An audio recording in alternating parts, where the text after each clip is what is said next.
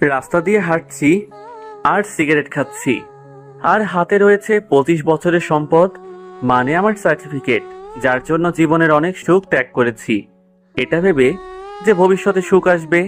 কিন্তু আমার জীবনে হয়তো তা সম্ভব নয়। এই পর্যন্ত প্রায় 50টার বেশি ইন্টারভিউ দিয়েছি, অনেক ভালোই ইন্টারভিউ দিয়েছি, কিন্তু চাকরির জন্য যে জিনিসটা সব থেকে বেশি দরকার সেই জিনিসটাই নেই। তাই চাকরিও হচ্ছে না। মাস্টার্স শেষ করার পরও যদি বেকার থাকতে হয় তাহলে এর থেকে কষ্টের আর কিছু নেই। বাবা সামান্য সরকারি চাকুরিজীবী, তার অবসরের আর মাত্র 1 বছর আছে। ঘরে একটা অবিবাহিত বোন আছে। সবার একটাই আশা, আমার চাকুরিটা হলে সবকিছু ঠিক হয়ে যাবে। আমার মতো অপদার্থ হয়তো আর কেউ নেই যে এত বড় হওয়ার পরও অসহায় বাবার টাকায় চলা লাগে। এসব ভাবতে ভাবতে সিগারেট শেষ হয়ে গেল। হঠাৎই আমার বাটন মোবাইলটা বেজে উঠল। আমার বাটন মোবাইলটা বেজে ওঠার দুইটা কারণ আছে। একটা হলো হয়তো পরিবারের কেউ ফোন দিয়েছে, নয়তো আদিবা ফোন দিছে। আর কেউ ফোন দেবার মতো নাই, কারণ বেকার ছেলের কোনো বন্ধু থাকে না। লাস্ট 4টা বছর থেকে এই মেয়েটা আমাকে সহ্য করে এসেছে। হয়তো ওর জায়গায় অন্য কেউ থাকলে আরো আগে চলে যেত। আমি জানি না যে আমি ওকে ওর থেকে বেশি ভালোবাসি কিনা, কিন্তু এটা জানি যে ও আমাকে বড্ড বেশি ভালোবাসে। ফোনটা কেটে যাওয়ার আগেই ধরলাম। আদিবা নরম কণ্ঠে বলল, কেমন আছো? ভালো। তুমি কেমন আছো? আছি কোনো রকম। কেন, কি হয়েছে? আজকে আবার ছেলেপক্ষ দেখতে আসবে? তুমি তোমার বাবাকে আমাদের কথা বলো। কিভাবে বলবো? বাবা যখন জানতে চাইবে ছেলে কি করে, তখন বলবো যে তুমি মাস্টার্স শেষ করার পরও বেকার। কোনো বাবাই চাইবে না বেকার ছেলের হাতে তার মেয়েকে তুলে দিতে। ঠিকই বলেছো তুমি, কোনো বাবাই তা চাইবে না। হয়তো আমার কপালটাই খারাপ। তুমি আমার থেকে ভালো ছেলে ডিজার্ভ করো আদিবা। অপর পাশ থেকে কান্নার আওয়াজ শুনতে পাচ্ছি। ছেড়ে যাওয়ার জন্য বুঝি তোমাকে ভালোবেসেছিলাম? খুব সহজে তো কথাটা বলে দিলে। একবার নিজেকে আমার জায়গায় রেখে চিন্তা করেছো? হয়তো করনি। যদি করতে, তাহলে হয়তো এখন এই কথা বলতে পারতে না। বাসায় প্রায় কাছাকাছি চলে এসেছি, পরে কথা বলবো। ভালো থেকো, আর খাবার ঠিক মতো খাবে। তারপর ফোনটা কেটে দিলাম। এই মেয়েটা আমাকে এত ভালোবাসে কেন? হয়তো ওর মতো করে আমি ওকে কোনোদিনও ভালোবাসতে পারবো না। প্রতিদিন ফোন করে আমার খবর নিবেই। লাস্ট কবে যে আমি ওকে ফোন দিয়েছি তা নিজেও জানি না। জানি না এই ভালোবাসার শেষ পরিণতি কি হবে। বাসায় আসার পরই মা জিজ্ঞেস করলো, চাকরিটা হলো বাবা? না, এটা হয়নি। মা একটা দীর্ঘশ্বাস ছেড়ে বলল, এভাবে আর কতদিন চলবে বাবা? অন্য কিছু একটা চিন্তা কর, তোর বাবার শরীরটাও ইদানিং ভালো যাচ্ছে না। আমি চেষ্টা তো করছি মা, কিন্তু কি করব? বর্তমান সময়ে তো আর মেধায় কিছু হয় না। এখন চাকরির জন্য সার্টিফিকেট গুরুত্বপূর্ণ নয়, টাকাই সব। যে টাকা দিচ্ছে সেই চাকরি পাচ্ছে। আমাদের মতো মধ্যবিত্তদের পড়ালেখা করাই উচিত না, কারণ আমরা তো আর টাকা দিতে পারবো না, তাই চাকরিও হবে না। এভাবে হাল ছেড়ে দিস না বাবা, দেখবি একদিন ভালো কিছুই হবে। সেই দিনটা হয়তো কোনো দিনও আসবে না মা। এখন থাক এসব, কি আর করবি? আমাদের যে কপাল খারাপ। হাত মুখ ধুই আর, আমি খেতে দিচ্ছি। এখন ক্ষুধা নাই, পরে খাবো বলেই চলে আসলাম। ফ্রেশ হয়ে বিছানায় শুয়ে পড়লাম। ভাবছি এভাবে আর কতদিন চলবে। মাঝে মাঝে মরে যেতে মন চায়, কিন্তু মা বাবা আর বোনের জন্য পারি না। জীবনে পড়ালেখা করে কি করেছি? তার থেকে পড়ালেখা না করাটাই ভালো ছিল। অনেক টাকা বেঁচে যেত। না, আর কিছুই ভালো লাগছে না। কখন যে ঘুমিয়ে পড়লাম নিজেও জানি না। ঘুম থেকে উঠে ফ্রেশ হয়ে বেরিয়ে পড়লাম। 3টা টিউশনি করাই, বিকাল থেকে সন্ধ্যা পর্যন্ত। টিউশনি করিয়ে লেকের পাড়ে এসে বসলাম। টিউশনিতে নাস্তা দেয়, তাই সন্ধ্যায় আর কিছু খেতে হয় না। কিছুক্ষণ পর ইমরান আসলো। ইমরান হলো আমার বেস্ট ফ্রেন্ড। অবশ্য ফ্রেন্ড আরও আছে, কিন্তু তাদের কাছে এখন আর আমাদের জন্য সময় নেই। সময় থাকবে কি করে? তারা তো চাকরি করে, আর আমরা তো বেকার। কখনো ভাবতে পারিনি যে বন্ধুত্বে ফাটল ধরবে, কিন্তু যখন ওরা চাকরি পেল তখন থেকেই আস্তে আস্তে পরিবর্তন হতে শুরু করলো। আর এখন তো কথাই বলে না। বলবে কেন? তাদের তো এখন কত চাকরিওয়ালা বন্ধু আছে। আমাদের মতো বেকার বন্ধু তাদের দরকার হয় না। দুনিয়াটা বড়ই অদ্ভুত। এক সময় প্রিয় মানুষটাও একটা সময় পর হয়ে যায়। কি রে, এত কি ভাবছিস? ভাবছি কাছের মানুষগুলো কিভাবে পাল্টে গেল, তাই না? কাদের কথা বলছিস? বলছি আমাদের চাকরিজীবী বন্ধুদের কথা, যারা চাকরি পেয়ে আমাদের ভুলে গেল। আরে দোস্ত, ওদের কথা বাদ দে তো। যারা ভুলে গেছে তাদের কথা চিন্তা করে কি লাভ? হ্যাঁ, ঠিকই বলেছিস। তোর খবর কি সেটা বল। আর কি থাকবে, নতুন তো কিছু নাই যে বলবো, যা আছে সবই তো পুরনো। মিমের সাথে রিলেশন কেমন চলছে? চলছে না চলার মতো। আজকাল সে অনেক বিজি থাকে, ঠিক মতো কথাও বলে না। হয়তো সেও পরিবর্তন হতে শুরু করেছে। সবাই পরিবর্তন হচ্ছে, শুধু আমরাই পারলাম না। এখনো সেই আগের জায়গাতেই পড়ে আছি। আদিবার কি খবর? মেয়েটা তো তোকে পাগলের মতো ভালোবাসে। অনেক ভালোবাসে। ফোন দিতে পারি না আমি, ওই ফোন দেয় সবসময়। জানি না কি ভালো কাজ করেছিলাম যে ওর মতো কাউকে পেয়েছি, কিন্তু থাকবে কিনা তা জানি না। থাকবে না মানে? কেন, কি হয়েছে? আবেগ দিয়ে তো আর সব চলে না। বাস্তবতা বলে একটা কথা আছে। আর কোনো বাবাই চাইবে না তার মেয়েকে একটা বেকারের হাতে তুলে দিতে। আগে এত নেগেটিভ চিন্তা করিস না, হয়তো আমাদের ভালো সময় আসবে ইনশাল্লাহ। আমাদের মতো মধ্যবিত্তদের ভালো সময় আসা মানে সোনার হরিণ পাওয়া। আচ্ছা, এসব কথা বাদ দে, চল চা খাই। চল, চায়ের দোকানে দাঁড়িয়ে চা খাচ্ছি আর ধোয়া ছাড়ছি। দোস্ত, একটা কথা জিজ্ঞাসা করি। সবাই বেইমানি করলেও এই সিগারেট কোনোদিন বেইমানি করবে না। এটা সারা জীবন আমাদের সাথেই থাকবে। এটা আছে বলেই তো হাজারো বেকার একটু শান্তি পাচ্ছে। কিন্তু আজকাল সিগারেটেও কেন জানি অনুভূতি আসে না। মাঝে মাঝে ভাবি জীবনে যদি ম্যাজিকের মতো কোনো কিছু হতো, হঠাৎ করে সবকিছু ঠিক হয়ে যেত। মধ্যবিত্তরা শুধু স্বপ্নই দেখতে জানে, কিন্তু তা পূরণ করার ক্ষমতা থাকে না। তা ঠিক বলেছিস। আচ্ছা তাহলে উঠি, আজকে বাসায় যাই, কাজ আছে একটু। আচ্ছা ঠিক আছে। তারপর ইমরান চলে গেল। আমি আরো কিছুক্ষণ একা একা বসে রইলাম। তারপর বাসার দিকে রওনা দিলাম। হঠাৎ করে মোবাইলটা বেজে উঠল। মোবাইলের স্ক্রিনে আদিবা নামটা ভেসে উঠল। রিসিভ করলাম। কোথায় তুমি? এই তো লেকের পাড়ে, ইমরানের সাথে আড্ডা দিচ্ছিলাম। এখন বাসায় যাব। তুমি কোথায়? আমার বান্ধবীদের সাথে নদীর পাড়ে আসছি। তুমি আসো এখানে। না, এখন ভালো লাগছে না ওখানে যেতে। আমি বাসায় যাই, তুমি থাকো। আচ্ছা, তোমার আসতে হবে না, তুমি থাকো লেকের পাড়ে, আমি আসছি। আরে না, আসতে হবে না। তুমি তোমার বান্ধবীদের সাথে থাকো। ধুর, তুমি এত বেশি বোঝো কেন? তোমাকে বলছি থাকতে থাকবা, আর কিছু না। অপেক্ষা করো, আমি আসতেছি। আচ্ছা ঠিক আছে। যেখানে বসা ছিলাম একটু আগে আবার গিয়ে সেখানে বসলাম। আসলে আমি ইচ্ছে করেই যাইনি নদীর পাড়ে। এমনিতেও আদিবার বান্ধবীরা মনে হয় আমাকে ভালো চোখে দেখে না, তা আমি তাদের কথাই বুঝতে পারি। বাট ক্লিয়ার করে কিছু বলে না। তারা হয়তো বিশ্বাসই করতে পারছে না যে আদিবা কি করে আমার সাথে সম্পর্ক করলো। বিশ্বাস না করারই কথা। আদিবার মতো সুন্দরী, পড়ালেখায় ভালো, তার উপর আবার বড়লোক কি করে আমার সাথে রিলেশন করলো। আর একটা কারণ হলো, আমার কাছে টাকা নেই। অবশ্য কোনো দিন ছিল না। আর সেখানে গেলে দেখা যেত তারা কিছু খেতে চাইতো, তখন আমি খাওয়াইতে পারতাম না। তখন আমার থেকে আদিবাই বেশি অপমানিত হতো। অবশ্য আদিবা আমার সব কিছুই জানে। ওর সাথে দেখা করতে গেলে ওই সব কিছুর বিল দেয়, আর আমি ওকে এখন পর্যন্ত কিছুই দিতে পারিনি। আমি আদিবাকে জিজ্ঞেস করেছিলাম, তুমি আমাকে কি দেখে ভালোবাসলে? না পারি ঠিকমতো কথা বলতে, আর না পারি তোমাকে নিয়ে কোথাও ঘুরতে যেতে। গিফটের কথা তো বাদই দিলাম।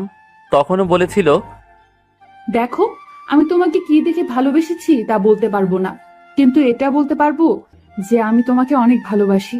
আর তুমি আমাকে এসব জিনিস না দিতে পারলেও একটা জিনিস দিতে পারবে। কি সেটা? ভালোবাসা। ভালোবাসা দিয়ে কি সবকিছু হয়? ধুর, এখন এসব বাদ দাও তো। আর বিয়ের আগে সব খরচ আমার, বিয়ের পর তো সব খরচ তুমিই দিবে। বেঞ্চের উপর বসে আছি আর আগের কথাগুলো ভাবতেছি। আমি কেন যাইনি? আদিবা মনে হয় তা বুঝতে পেরেছে।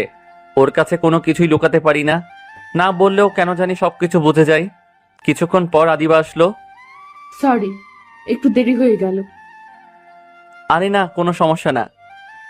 তা কি করছো এতক্ষণ একা একা? কি আর করব, তোমার কথা ভাবতেছিলাম। তাই বুঝি? আচ্ছা, তুমি এখানে আসলে কেন? আড্ডা দিতে তোমার বন্ধুদের সাথে? কেন, আসছি বলে তোমার ভালো লাগে না? আরে ভালো লাগবে না কেন? আমি তো এমনি বললাম। তুমি তখন ফোনে এসব বললে কেন? কি বলেছি? এখন জানো না তাই না? জানো আমি কত কষ্ট পেয়েছি। সরি। থাক, আর সরি বলতে হবে না। আচ্ছা আদিবা, যদি আমাদের ভালোবাসা পূর্ণতা না পায়? মানে কি বলতে চাইছো? দেখো, কোনো বাবাই হয়তো চাইবে না তার মেয়েকে কোনো বেকার ছেলের হাতে তুলে দিতে। তুমি কি সারা জীবন বেকার থাকবে নাকি? আমার তো মনে হয় আমার জীবনেও কিছু হবে না। ধুর, এসব ফালতু কথা বাদ দাও তো। তোমার এই ফালতু কথা শোনার মন মানসিকতা আমার নাই। আচ্ছা বাদ দিলাম, এবার হইছে? যাও তো, তুমি মুডটাই খারাপ করে দিলে। সরি। আর কখনো যদি এসব বলো তাহলে তোমার খবর আছে। শোনো, খারাপ সময় কারোরই চিরদিন থাকে না। এখন হয়তো তোমার খারাপ সময় যাচ্ছে, কিন্তু দেখবে একটা সময় পর তোমার ভালো সময় আসবে। তাই এটা নিয়ে মন খারাপের কিছুই নেই। কিন্তু সেই সময়টা যে কখন আসবে তা একমাত্র আল্লাহ বলতে পারবে। আচ্ছা, এখন এসব বাদ দাও। কি খাবে বলো? কিছুই খাবো না। কেন খাবে না?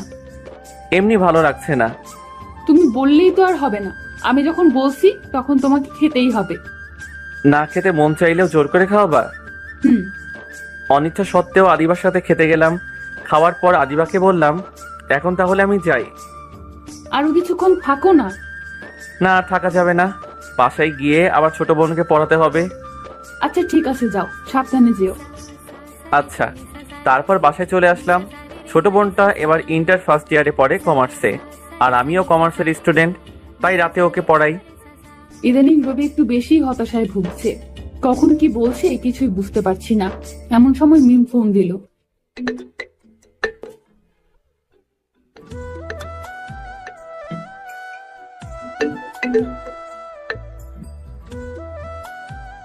কিরে, কোথায় তুই?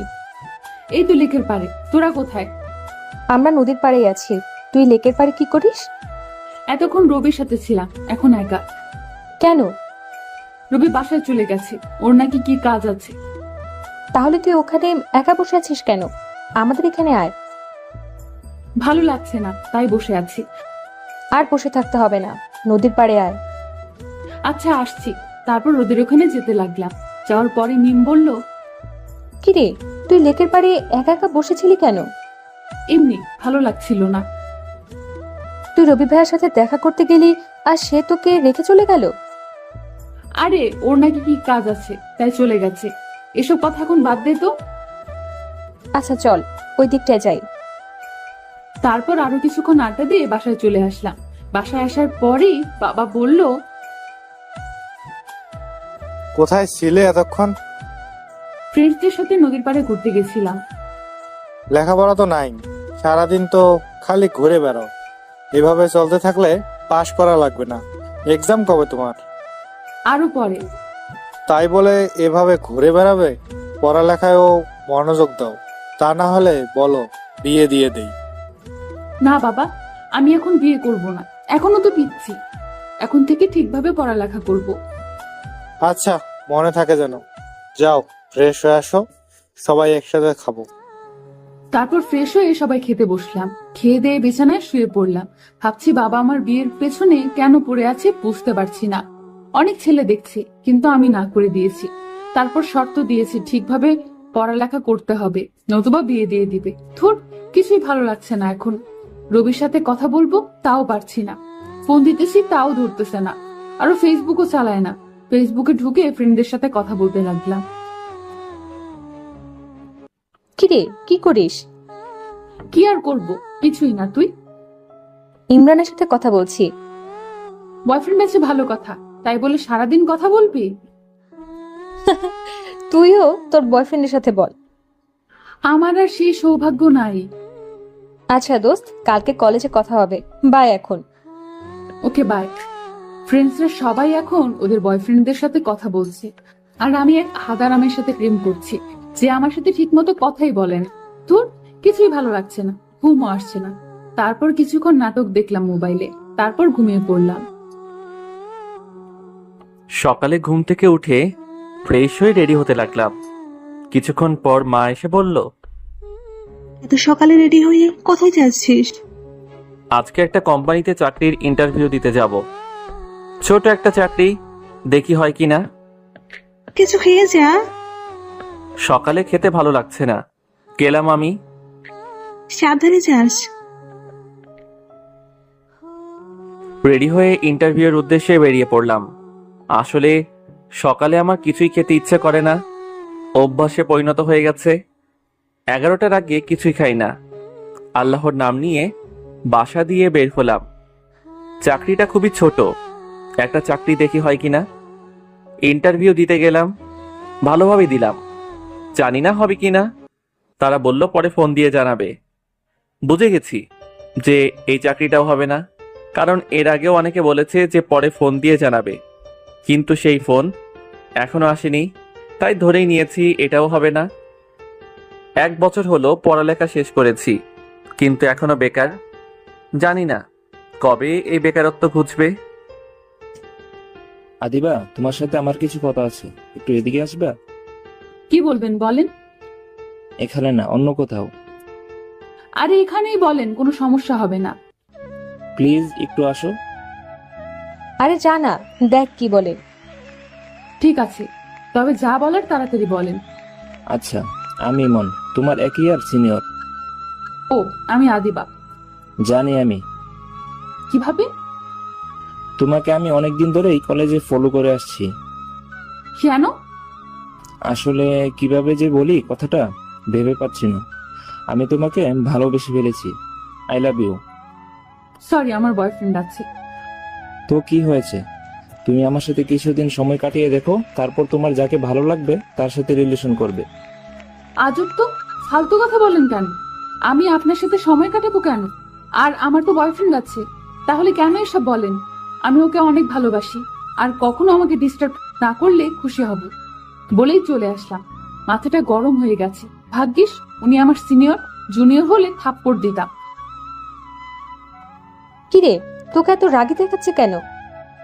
আর বলিস না, মাথাটা একদম গরম হয়ে গেছে। যত সব ফালতু ছেলে কোথাকার।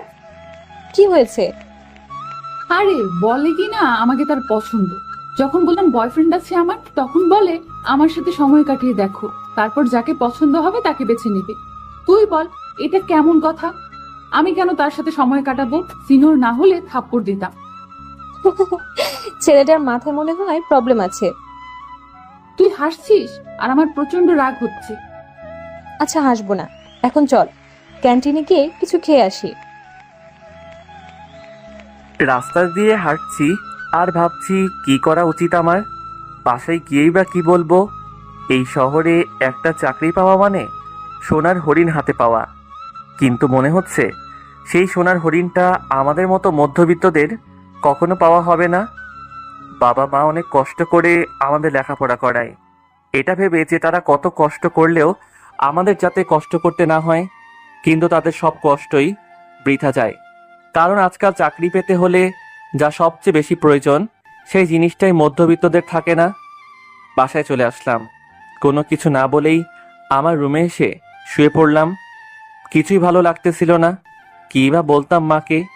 অবশ্য মা আমাকে দেখেই বুঝে গেছে যে চাকরিটা আমার হয়নি। কিছুক্ষণ পর মা আসলো। এসে শুয়ে পড়লি কেন? সকালেও তো কিছু খাসনি। হাত মুখ ধুই আয়, আমি খাবার দিচ্ছি। এখন ভালো লাগছে না, পরে খাবো। দেখ, যা হওয়ার তো হবেই, তা নিয়ে তো কষ্ট পাওয়ার কিছু নেই। ভাগ্যকে তো আর আমরা বদলাতে পারবো না, তাই না? কি করব আমি? এভাবে আর কতদিন বেকার থাকবো? মনে হচ্ছে পড়ালেখা করেই অনেক বড় ভুল করেছি। এভাবে ধৈর্য হারা হলে চলবে না। আল্লাহ হয়তো আমাদের ধৈর্যের পরীক্ষা নিচ্ছে। দেখবি একদিন সবকিছু ঠিক হয়ে যাবে। আর তুই তো প্রাইভেট পড়াস, তাহলে আর এত চিন্তা করছিস কেন? আরো ভালোভাবে চাকরির জন্য তৈরি হ। দেখবি একদিন না একদিন ঠিকই হবে। চেষ্টা তো অনেকই করলাম, জানি না সেই একদিন কখনো আসবে কিনা। অবশ্যই আসবে। এখন শুয়ে না থেকে হাত মুখ ধুয়ে আয়, আমি খেতে দিয়েছি। আচ্ছা, ফ্রেশ হয়ে খেতে বসলাম। খেয়ে দিয়ে শুয়ে পড়লাম। কখন যে ঘুমিয়ে পড়েছি নিজেও জানি না। বিকেলে ঘুম থেকে উঠে পড়াতে গেলাম। 2জন ছেলে আর 1জন মেয়ে। আগে ছেলে 2জনকে পড়াই, তারপর মেয়েটাকে। সবাই ইন্টার ফার্স্ট ইয়ারে পড়ে কমার্সে। মেয়েটাকে পড়াতে গেলাম। মেয়েটাকে পড়াচ্ছি, কিছুক্ষণ পর ওর মা আসলো। আসসালামু আলাইকুম আন্টি। ওয়ালাইকুম আসসালাম। কেমন আছো রবি? জি আন্টি, ভালো। আপনি? আলহামদুলিল্লাহ, এই নাও তোমার এই মাসের টাকাটা। ধন্যবাদ আন্টি। ধন্যবাদের কিছুই নেই, এইটা তো তোমার পাওনা। আর শোনো, কালকে সারার জন্মদিন, তাই কালকে ওকে পড়াতে হবে না। সন্ধ্যায় বাসায় একটা পার্টি রেখেছি, তুমি কিন্তু অবশ্যই আসবে। আসলে আন্টি, না, কোনো কারণ দেখালে হবে না, তোমাকে আসতেই হবে।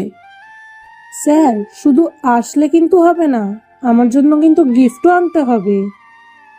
চুপ করো সারা, এটা কোন ধরনের অভদ্রতা? অবশ্যই আনবো। আরে না, তোমার কিছুই আনতে হবে না, তুমি ওর কথায় কিছু মনে করো না প্লিজ। আরে না আন্টি, মনে করার কি আছে? আর শোনো, কালকে কিন্তু অবশ্যই আসবে। ঠিক আছে আন্টি, আসবো। পড়ানো শেষে রাস্তায় হাঁটছি আর ভাবতেছি কি গিফট দেওয়া যায়। না, কিছুই ভেবে পাচ্ছি না। গিফট দেওয়ার আমার কোনো অভিজ্ঞতাই নাই, তাই ভেবে পাচ্ছি না যে কি গিফট দিব। হঠাৎ করে মোবাইলটা বেজে উঠলো। স্ক্রিনে তাকিয়ে দেখলাম আদিবা কল দিয়েছে। সাথে সাথে রিসিভ করলাম। কেমন আছো? ভালো, তুমি? ভালো। কোথায় আছো তুমি এখন? এই তো এইমাত্র প্রাইভেট পড়িয়ে আসলাম, এখন হাঁটতেছি। তুমি কোথায়? আমি লেকের পাড়ে আছি, তুমিও আসো। আচ্ছা, আসছি। এটা বলেই কলটা কেটে দিলাম। লেকের পাড়ে যেতে লাগলাম।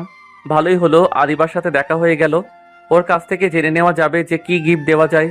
কিছুক্ষণ পর লেকের পাড়ে গিয়ে পৌঁছালাম, কিন্তু আদিবা লেকের কোন জায়গায় আছে তা তো জিজ্ঞেস করা হয়নি। এক কাজ করি, খুঁজতে থাকি। কিছুক্ষণ খোঁজার পর পেয়ে গেলাম, কিন্তু সেখানে শুধু আদিবা একা না, ওর অনেক ফ্রেন্ডরাও আছে। ওদের ওখানে গিয়ে পৌঁছালাম। আমি যাওয়ার পরই আদিবার ফ্রেন্ডরা বলতে লাগলো, কেমন আছেন ভাইয়া? ভালো, তোমরা? তা ভাইয়া কি করছেন এখন? কিছুই না। মানে বেকার? হ্যাঁ, আমি খুব ভালোভাবে বুঝতে পারছি যে তারা আমাকে পরোক্ষভাবে অপমান করতেছে, কিন্তু আমার বলার কিছুই নেই, কারণ তারা যা বলতেছে ঠিকই বলতেছে। আমি এই জন্যই আদিবা যখন ওর বন্ধুদের সাথে থাকে তখন ওর সাথে দেখা করি না। শুধু শুধু কেন তাদের কথা শুনবো? দোস্ত, অনেক ক্ষুধা লেগেছে, চল কিছু খেয়ে আসি। আচ্ছা চল। আমি বেশ বুঝতে পারছি যে আজকে আমার কপালে খারাপ কিছু লেখা আছে। তারা হয়তো ইচ্ছে করেই এমনটা করতেছে। তারপর সবাই খেতে গেলাম। খাওয়ার সময় আদিবার ফ্রেন্ডরা বলল, দোস্ত, আজকের বিলটা কিন্তু দুলাভাই দিবে। কেন? ও কেন দিবে? বিল আমি দিব। তুই কেন দিবি? মনে কর দুলাভাই আজকে আমাদের ট্রিট দিচ্ছে। আচ্ছা, এত কথা বাড়ানোর দরকার নেই, বিল আমিই দিব। খাওয়ার পর বিল দিলাম। তারপর বেরিয়ে এসে লেকের পাড়ে বেঞ্চে বসলাম। আমি আগেই বুঝতে পেরেছিলাম যে এইরকম কিছু একটা হবে। ভাগ্যিস সবার কাছ থেকে এই প্রাইভেটের টাকা পেয়েছিলাম, তাই হাতে এখন টাকা আছে। কিছুক্ষণ পর আদিবাকে বললাম, আচ্ছা আদিবা, তোমরা আড্ডা দাও, আমি বাসায় যাই। কেন দুলাভাই? তাড়াতাড়ি না গেলে মনে হয় বকা দিবে। অবশ্য বকা দেওয়ারই কথা, কারণ আপনি তো এখনো অনেক ছোট। আরো কিছুক্ষণ থাকো না। না, ছোট বোনকে পড়াতে হবে। তোমরা আড্ডা দাও, আমি গেলাম। তারপর সেখান থেকে চলে আসলাম। আদিবার ফ্রেন্ডটা আমাকে মনে হয় সহ্যই করতে পারে না, সুযোগ পেলেই আমাকে ইনসাল্ট করবেই। ওখানে থেকে কেন তাদের কথা শুনবো? তার থেকে চলে আসছি, তাই ভালো হয়েছে। দোস্ত, তুই কি করে রবি ভাইয়ের সাথে রিলেশনে আছিস? আমি তাই বুঝতে পারছি না। মানে কি বলতে চাইছিস তুই? দেখ, তুই মনে কিছু করিস না, কিন্তু আমি সত্যিটাই বলতেছি। আমাদের সবার বিয়ে ভালো ফ্যামিলির, আর ওরা নিজেরাও ভালো পর্যায়ে আছে। আর আমরা যদি আমাদের পরিবারকে আমাদের রিলেশনের কথা বলি, তারাও রাজি হবে। কিন্তু রবি ভাইয়া একদমই আলাদা। আমি মানছি যে রবি ভাই অনেক ভালো, একদম সহজ সরল, তার মনটাও অনেক ভালো, কিন্তু এইগুলা দিয়ে তো আর জীবন চলবে না। তোর কি মনে হয় তোর বাবা তোদের রিলেশন মেনে নেবে? আমার তো মনে হয় না। আর রবি ভাইয়ের ফ্যামিলিও মধ্যবিত্ত, আর সেও এখনো বেকার। তুই আমার ফ্রেন্ড হয়ে এগুলো কিভাবে বলতে পারবি? তুই ভালো করে জানিস যে আমি রবিকে কতটা ভালোবাসি। আর রবি কি সারা জীবনই বেকার থাকবে নাকি? থাক তোরা, গেলাম আমি বলেই ওখান থেকে চলে আসলাম। রবির নামে কেউ কিছু বললে আমার একদমই সহ্য হয় না। আরে আমার কথাটা তো শোন। কোনো কথা নাই, যাচ্ছি আমি। বাসায় চলে আসলাম। রাগে আমার মাথাটা একদম গরম হয়ে গেছে। ছোট বোনটার জন্য কিছু কিনে বাসায় গেলাম। বাসায় গিয়ে গিফটটা ছোট বোনকে দিলাম। ও অনেক খুশি হয়েছে। খুশি হওয়ারই কথা। বোনের জন্য ভাই যা কিছু কিনুক তাতেই বোন খুশি। এটাই হয়তো ভাই বোনের ভালোবাসা। তারপর ওকে পড়াতে রাখলাম। ও খুব ভালো স্টুডেন্ট, অল্পতেই বুঝে যায়। পড়ানো শেষে সবাই মিলে খেতে বসলাম। তখন বাবা বলল, তোর ইন্টারভিউ আবার কবে? চাকরির জন্য আর আবেদন করব না। কেন? কি হবে আবেদন করে? চাকরি তো আর হবে না। আর হবেই বা কি করে? আমার তো আর মামা খালুর জোর নেই, আর টাকাও দিতে পারবো না যে হবে। আজকালকার ছেলে মেয়েদের ধৈর্য একটু কম, তারা অল্পতেই ধৈর্য হারায়। দেখ, তোর মতো হাজারো বেকার ছেলে আছে বাংলাদেশে, তাই বলে তারা সবাই তো আর এই কথা বলবে না।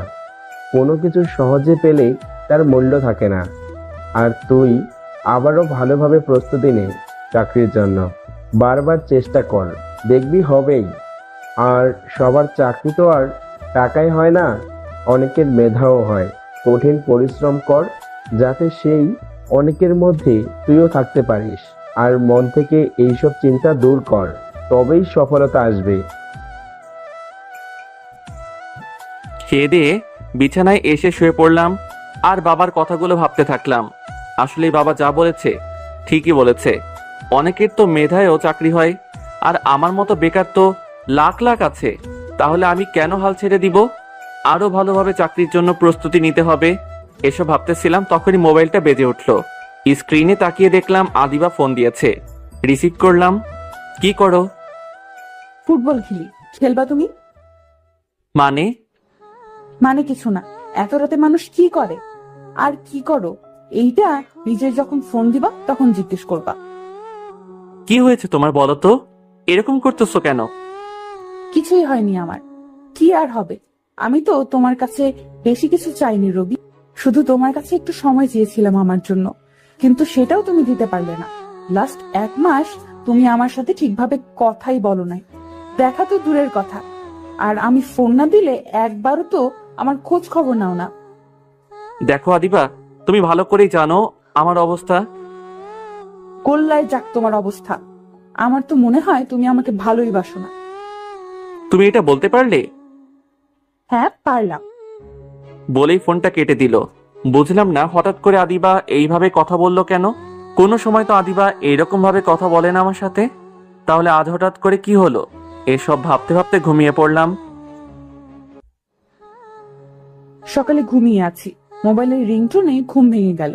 স্ক্রিনের দিকে তাকিয়ে দেখলাম মিম ফোন দিয়েছে। ঘুমের ঘোরে কল রিসিভ করলাম। গতকালকে তো রাগ করে চলে গেলি, কলেজে আসবি না আজকে? জানি না। জানি না মানে? কলেজে অবশ্যই আসবি, ঠিক আছে? আচ্ছা সরি গতকালকের ঘটনার জন্য।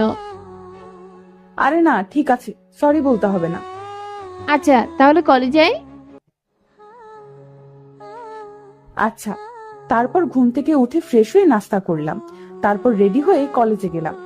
কলেজে যাওয়ার পরেই আবার প্যারায় পড়লাম। সেদিনের সেই ছেলেটা পিছে পড়ে আছে, যেখানে যাচ্ছি সেখানেই পেছনে পেছনে যাচ্ছে। এমনিতেই রেগে আছি, তার উপর আবার ওর এই ফলো করা। মাথাটা একদম গরম হয়ে গেছে। না, আর সহ্য করা যায় না। ছেলেটার কাছে গিয়ে রাগী গলায় বললাম, এই যে আপনার সমস্যাটা কি? ফলো করছেন কেন? কোথায় ফলো করলাম? আমি যেখানে যাই আপনি সেখানেই চলে আসেন। উফ, মনে হচ্ছে নিজের চুল নিজে ছিঁড়ে ফেলি। দেখেন, একদম উল্টাপাল্টা বলবেন না। এমনিতেই মাথা গরম হয়ে আছে, তার উপর আবার আপনার ডিস্টার্ব। আর নিতে পারছি না একদম। পরে আপনার সাথে আবার খারাপ কিছু করে ফেলবো। এখনই এখান থেকে চলে যান।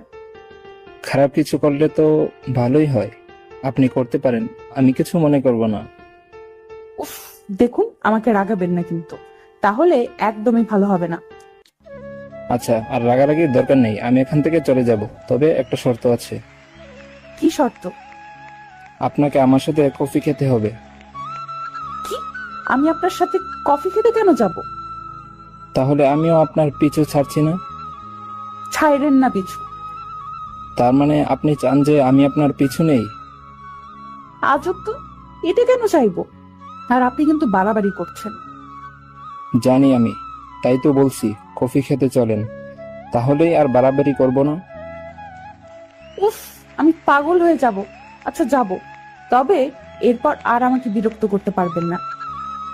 দেখা যাবে, আগে কফি খেতে তো চলেন। তারপর আপদটাকে পিছু থেকে ছাড়ানোর জন্য কলেজ ক্যান্টিনে কফি খেতে গেলাম। ছেলেটা যে এত কথা বলতে পারে তা জানা ছিল না। কফি খেতে গিয়ে যে মানুষ এত কথা বলতে পারে তা ছেলেটাকে না দেখলে বুঝতেই পারতাম না। কফি খেয়ে ফ্রেন্ডদের কাছে চলে আসলাম। কিরে, কোথায় গিয়েছিলি? আর বলিস না, একটা পাগলকে আমার পিছু ছাড়িয়ে আসলাম। মানে? তারপর ওদেরকে সব বললাম। ছেলেটা একটা পাগল। ঠিক বলেছিস।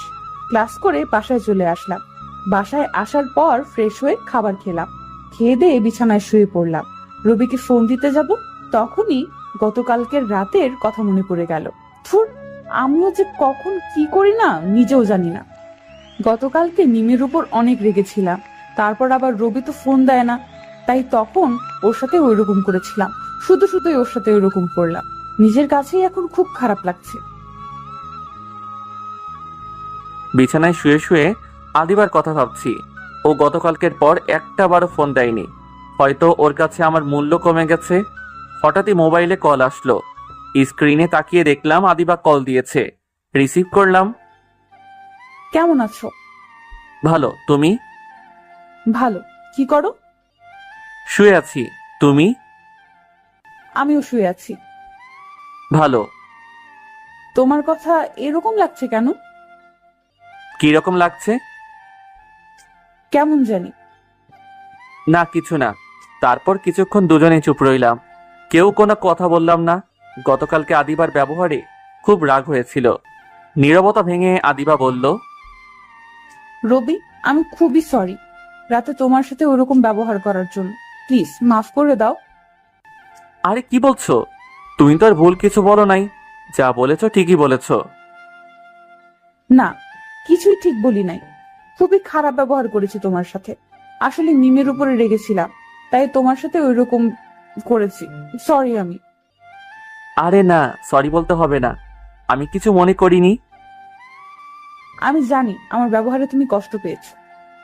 না, কষ্ট পাইনি। তবে অবাক হয়েছি তুমি আমার সাথে এইভাবে কথা বলছো, তাই। সরি। আচ্ছা, এখন এসব বাদ দাও। আজকে কলেজে গিয়েছিলে?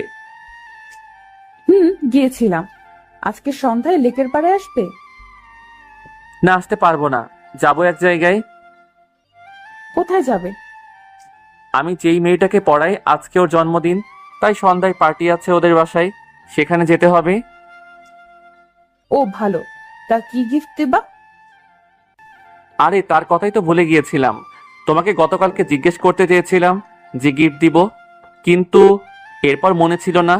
আচ্ছা বলো তো, কি গিফট দেওয়া যায়? দাও তোমার পছন্দ মতো কিছু। আরে আমি বুঝতে পারছি না যে কি গিফট দিব, তুমি বলো। ড্রেস গিফট করতে পারো। আচ্ছা, কিন্তু সমস্যা হলো মেয়েদের ড্রেস তো আমি কিনতে পারবো না। যদি তুমি আসতে। আচ্ছা আসবো। কখন কিনবো? বিকালে। আচ্ছা ঠিক আছে। আচ্ছা ডাকি তাহলে। তারপর ঘুমিয়ে পড়লাম। রবির সাথে কথা বলার পর ফেসবুকে ঢুকলাম। ফ্রেন্ডদের সাথে কিছুক্ষণ কথা বললাম। হঠাৎ করে মোবাইলটা বেজে উঠলো। স্ক্রিনে তাকিয়ে দেখলাম অপরিচিত নাম্বার, তাই রিসিভ করলাম না। তারপর আবার একই নাম্বার থেকে কল আসলো। এবার কেটে দিলাম, কারণ আমি অপরিচিত কারো নাম্বার রিসিভ করি না। আমার পরিচিত কারো যদি অন্য নাম্বার দিয়ে কল দেওয়া লাগে, তাহলে আম্মুর নাম্বারে কল দেয়, কারণ তারা জানে আমি অপরিচিত নাম্বার দেখলে কল রিসিভ করি না। কিন্তু এই নাম্বারটা থেকে বিরতিহীন ভাবে কল আসতেই লাগলো। রাগ করে কলটা রিসিভ করে বলতে লাগলাম, সমস্যা কি আপনার? এতবার কল দিচ্ছেন কেন? কি আপনি? আরে একসাথে এতগুলো প্রশ্ন করলে উত্তর কিভাবে দিব? দেখুন, আমার ফাইজলামি একদমই ভালো লাগে না। আপনি তো আমার পরিচিত কেউ নন, তাহলে কল কেন দিচ্ছেন? আর কল দিবেন না। আরে শুনুন, ফোনটা কাটবেন না। মনে করেন আমি আপনার পরিচিত কেউ। মানে আপনি আমার পরিচিত আর আমি আপনাকে চিনি না, এটা কিভাবে সম্ভব? আপনার এই ফালতু কথা শোনার টাইম আমার নাই বলেই ফোনটা কেটে দিয়ে নাম্বারটা ব্ল্যাক লিস্টে ফেলে দিলাম। কিছুক্ষণ পর আবার একটা অপরিচিত নাম্বার থেকে কল আসলো, সেটাও ব্ল্যাক লিস্টে ফেললাম। জানি ওই ছেলেটাই হবে হয়তো, তাই ব্ল্যাক লিস্টে ফেললাম। যত সব ফালতু ছেলে কোথাকার। বিকালে ঘুম থেকে উঠে রেডি হয়ে আদিবাকে ফোন দিয়ে আসতে বললাম। আদিবা আসলে ওর সাথে ড্রেস কিনতে গেলাম। ড্রেস কেনার পর আদিবা বলল, তুমি পার্টিতে যাওয়ার জন্য রেডি হয়ে বের হয়েছো? হুম। তা কি করবে এখন? কি করব? আর একটু পরই তো পার্টিতে যাব। আরে পার্টি তো সন্ধ্যার সময়, এখন চলো লেকের পাড়ে যাই। না থাক, পরে আবার পার্টিতে যেতে দেরি হয়ে যাবে। আরে হবে না, তুমি চলো তো। তারপর আদিবার সাথে লেকের পাড়ে গেলাম। অনেকক্ষণ দুজনে কথা বললাম। আদিবার সাথে কথা বলে পার্টিতে গেলাম। আমাকে দেখে আন্টি অনেক খুশি হয়েছেন, তাকে দেখে বোঝা যাচ্ছে। আমি অনেক খুশি হয়েছি তুমি এসেছো। তুমি বলতে গেলে আমাদের পরিবারেরই একজন। আসলে তোমার মতো নম্র ভদ্র ছেলে পাওয়া খুবই কঠিন। এ কি, তোমাকে না বলেছি গিফট আনতে হবে না, তাহলে কেন আনছো? সামান্য, বেশি কিছু না আন্টি। তারপর কেক কাটা হলো। ওখান থেকে খেয়ে দিয়ে বাসায় চলে আসলাম। বাসায় এসে চাকরির জন্য পড়তে বসলাম। বাবা ওই কথাগুলো বলার পর থেকেই আগের চেয়ে বেশি করে চাকরির জন্য প্রস্তুতি নিচ্ছি। যখনই বাসায় থাকি তখনই পড়ি। কিছুক্ষণ পর আদিবা ফোন দিল।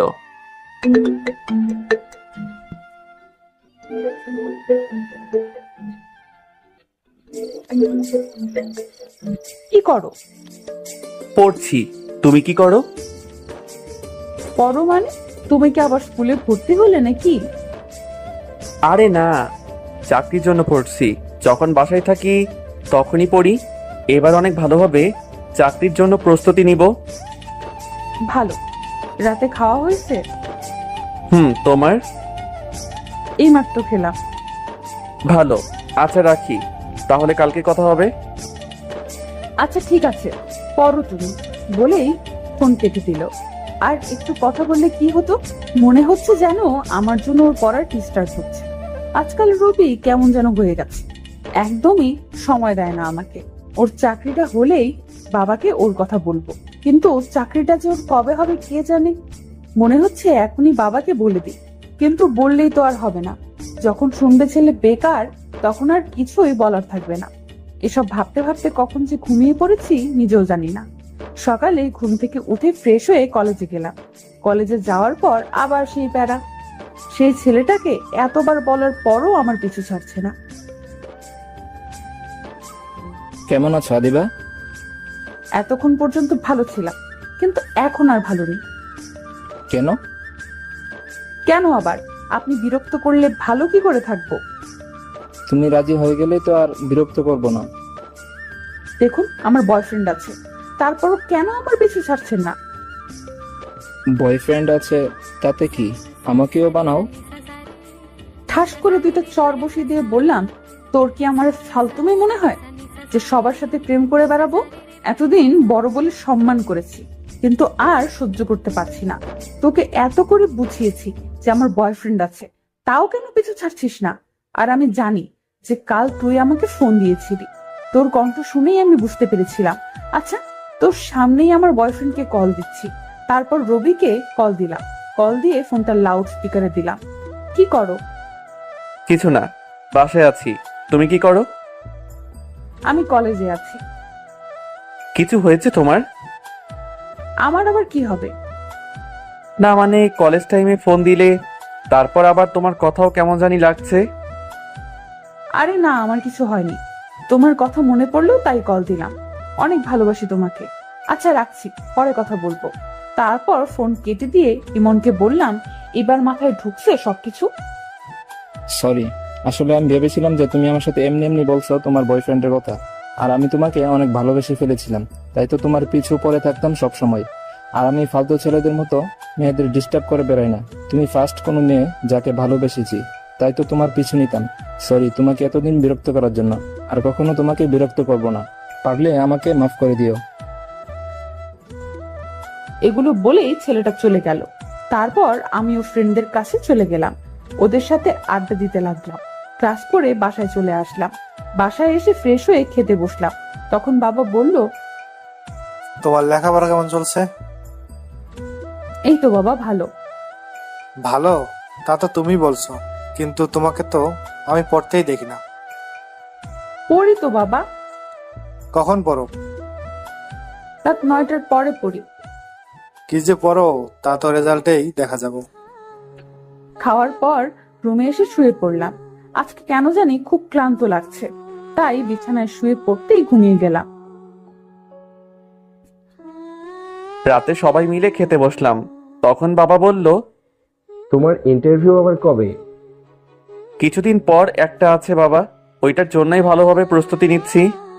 ভালো, কখনো হাল ছেড়ে দিবে না, শেষ পর্যন্ত চেষ্টা করে যাবে, দেখবে একদিন ঠিকই সফল হবে। খাওয়ার পর রুমে এসে আবার পড়তে বসলাম। একটা ব্যাংকে চাকরির জন্য ইন্টারভিউ দিব কিছুদিন পর, তাই ওটার জন্য প্রায় সারাদিনই পড়ালেখা করি। প্রাইভেট পড়ানো ছাড়া তেমন একটা বাইরে বের হই না। কিন্তু কালকে আদিবার জন্মদিন, তাই কালকে তো বের হতেই হবে। আজকে রাত 12টার পর আদিবাকে উইশ করব। ও হয়তো ভেবেছিল যে আমি ওর জন্মদিন ভুলে গেছি। মাঝে মাঝে আদিবাকে নিয়ে অনেক চিন্তা হয়, কারণ জানি না আমাদের ভালোবাসা পূর্ণতা পাবে কিনা। প্রতিদিনই ওকে হারানোর ভয় থাকি। ভাবছি আমাদের ভালোবাসা যদি পূর্ণতা না পায় তখন কি হবে। মেয়েটা যে আমাকে বড্ড বেশি ভালোবাসে। জানি না ভবিষ্যতে কি হবে। আরো কিছুক্ষণ পড়লাম। 12টা বাজার পর আদিবাকে কল দিলাম, কিন্তু রিসিভ হচ্ছে না। আবার কল দিলাম, কিন্তু একই অবস্থা। বাঁচতে বাঁচতে কেটে গেল। আদিবা তো একবার কল দেওয়ার সময় রিসিভ করে, আজকে কি হলো বুঝতে পারছি না। অনেকবার কল দিলাম, তাও রিসিভ হচ্ছে না। এভাবে মনে হয় 50 বার দিলাম, কিন্তু একই অবস্থা। অনেক চিন্তা হচ্ছে আদিবার কিছু হলো না তো আবার। লাস্ট আর একবার কল দিয়ে দেখি। কল দিলাম, অনেকক্ষণ রিং হলো, তাও রিসিভ করছে না। কলটা কেটে যাবে, ঠিক সেই মুহূর্তে রিসিভ করলো। কি অবস্থা তোমার? তুমি ঠিক আছো তো? আমার আবার কি হবে, আমি একদম ঠিক আছি। তোমাকে 50 বারের বেশি কল দিলাম, কিন্তু রিসিভ করো নাই। জানো আমি কতটা চিন্তায় ছিলাম? কি বলো, এতবার? আসলে আমার খুব ক্লান্ত লাগছিল, তাই ঘুমিয়ে পড়েছিলাম, তাই টের পাইনি। আমি অনেক সরি, প্লিজ কিছু মনে করো না। কি হলো, কিছু বলছো না কেন? কি বলবো? এখনো রাগ করে আছো? না, আমি রাগ করি নাই। সরি বাবু, প্লিজ রাগ করো না। আমার খুব ক্লান্ত লাগছিল, তাই কখন যে ঘুমিয়ে পড়েছি বুঝতে পারিনি। এত রাতে যখন কল দিয়েছো, তাহলে তো মনে হয় নিশ্চয়ই কোনো কারণ আছে। শুভ জন্মদিন। আজকে আমার জন্মদিন, আর আমার একদমই মনে ছিল না। অনেক অনেক ধন্যবাদ আর সরি। সরি কেন? তুমি আমাকে উইশ করার জন্য কল করেছিলে, আর আমি রিসিভ করতে পারিনি, তাই। এটা কোনো সমস্যা না, তুমি তো আর ইচ্ছা করে করনি। আচ্ছা, কালকে কিন্তু আমরা সারাদিন ঘুরবো। না করলে হয় না? আমি কোনো কথা শুনতে চাই না। কালকে তুমি আর আমি সারাদিন ঘুরবো, এটাই শেষ কথা। আচ্ছা দেখা যাবে, এখন ঘুমাও। ঘুমাও মানে? আজকে আর ঘুমাবো না। কেন ঘুমাবে না? ঘুম চলে গেছে, তাই আজকে সারা রাত তোমার সাথে কথা বলবো। সারা রাত কিভাবে কথা বলবো? আমি জানি না, বলতে হবে। পাগলি একটা। তোমার পাখি। তারপর আদিবার সাথে কথা বলতে লাগলাম। ও বলছে আর আমি শুনছি। আমাদের সামনে কি হবে তা নিয়ে বলছে। মেয়েটা ভালো কল্পনা করতে পারে, একদম বাচ্চাদের মতো। কথা বলতে বলতে এক পর্যায়ে আদিবা ঘুমিয়ে পড়লো। তারপর কল কেটে দিয়ে আমিও ঘুমিয়ে পড়লাম। সকালে মোবাইলের শব্দে ঘুমটা ভেঙে গেল। সকালে আবার কে ফোন দিল? এমনিতেই রাতে ঠিকভাবে ঘুমাতে পারি নাই। আদিবার সাথে অনেকক্ষণ কথা বলতে হয়েছে। কলটা কেটে দিয়ে ঘুমিয়ে পড়লাম, কিন্তু ঘুমাতে আর পারলাম না। আবার কল দিল, মাথাটা গরম হয়ে গেল। ঘুমের সময় কেউ আমাকে ডিস্টার্ব করলে আমার মাথা ঠিক থাকে না, তাই আবার কলটা কেটে দিলাম। কিন্তু আমার কপালে মনে হয় আজকে আর ঘুম নাই। তা না হলে সকালে কল দিয়ে কে আবার আমার ঘুমের ব্যাঘাত ঘটাবে। নাম্বার না দেখেই কল রিসিভ করলাম, কিন্তু কলটা রিসিভ করে মনে হলো যে কলটা আমার কেটে দেওয়া একদমই উচিত হয়নি। তুমি বারবার আমার কল কেটে দিচ্ছিলে কেন? আমি ভেবেছিলাম কে না কে, তাই কেটে দিয়েছিলাম, কারণ আমি প্রচন্ড ঘুমের ঘোরে ছিলাম। তাই বলে নাম্বারটা দেখবে না? সরি, আমি বুঝতে পারিনি যে তুমি কল দিবে। তুমি তো জানো যে আমি কতটা ঘুম পাগল। ঠিক আছে, তুমি ঘুমাও, আর ডিস্টার্ব করব না। আরে রাগ করছো কেন? আর কিছু বলার আগেই আদিবা ফোন কেটে দিল। এই মেয়েটাও না অল্পতেই অভিমান করে। কল দিলাম আদিবাকে, কিন্তু রিসিভ করলো না। আবার দিলাম, তাও একই অবস্থা। আবার কল দিলাম, কিছুক্ষণ রিং হওয়ার পর রিসিভ করলো। সরি, আমি বুঝতে পারিনি। কি হলো, কিছু বলছো না কেন? সরি বললাম তো। আচ্ছা, কথা বলতে না চাইলে আমি কল কেটে দিচ্ছি। কল কাটলে একদম মেরে ফেলবো। বাব্বা, এত রাগ? আচ্ছা, এখন বলো কেন কল দিয়েছিলে?